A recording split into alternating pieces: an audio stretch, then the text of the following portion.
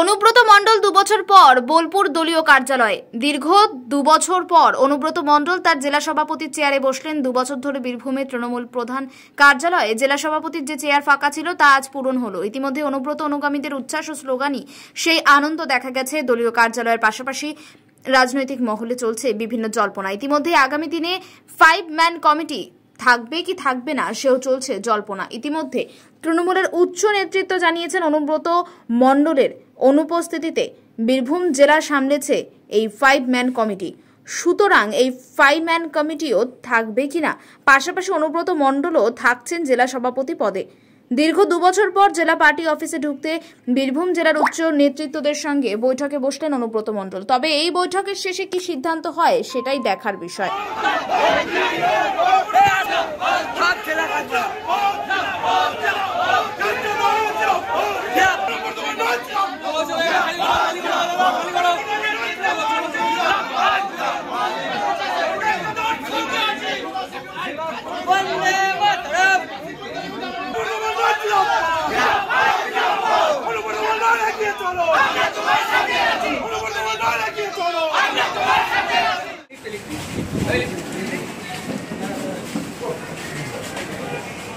দাঁড়িয়ে দাদা কি এখন বৈঠক হবে?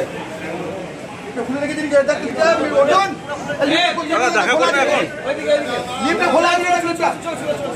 দেখা করবে এবং তিনি ভালো মন্দ জিজ্ঞেস করেছেন, আমরা তার উত্তর দিয়েছি এবং বলেছেন সংগঠন ভালো করে পর আমি আছি তোদের পাশে। আর কি কথা হলো ওনার সঙ্গে? আর বিশেষ কথা হয়নি, ভালো মন্দ কথা হয়েছে। সবারই সঙ্গে কি কথা বলছেন? সবারই সঙ্গে, প্রত্যেক কর্মীর সঙ্গে কথা বলছেন। ঠিক আছে।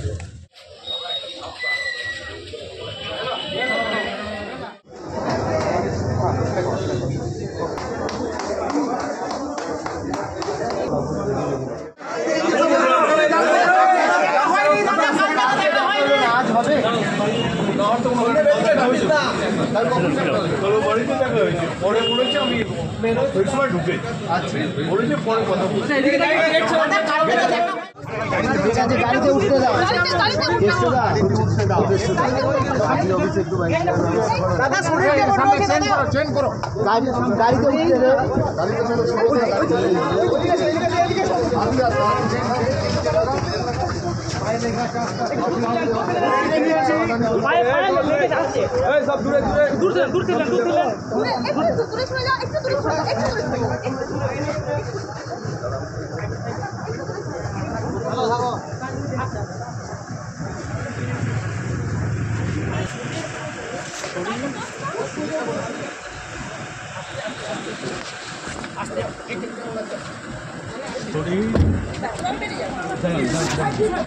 শরীর খারাপ, পা নিয়ে বেরোতে পারছি না।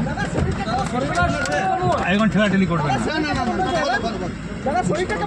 25 মাস পর এসছি, শরীর আমার পায়ে লেগে আছে, হাঁটতে পারছে পাটাতে।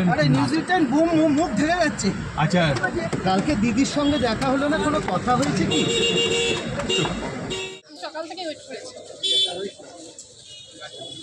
কথা হলো কেমন আছেন উনি, তো অতদিন পর এসেছেন, স্বাভাবিক কথা এগুলো। আমরা যদি বেশি প্রেসারাইজ করি উনি তো মেন্টালি আরও বেশি হয়ে যাবে না। তো ওনাদের একটা ইন্টারনাল মিটিং চলছে, আমি বেশি ডিস্টার্ব করিনি। উনি বললেন প্রত্যেক দিনই 4টে থেকে 6টা পর্যন্ত অ্যাভেলেবেল থাকবেন পার্টি অফিসে।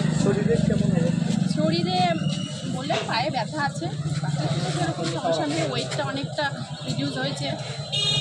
আমার চোখে জল খুশিতে বলতে পারি, কারণ দীর্ঘ 25 মাস পরে ওনাকে আমি আজকে দেখি। কি করেন আপনি? আমি গভর্নমেন্ট জব করি। গভর্নমেন্ট জব করেন, মানে একটা ভালোবাসার মানুষ কি বলতে পারেন? অবশ্যই ভীষণ শ্রদ্ধা করি, কারণ বহু ব্যক্তি, আমি এতটুকু ছোট বয়স থেকে অনেক সংগ্রাম করেছি।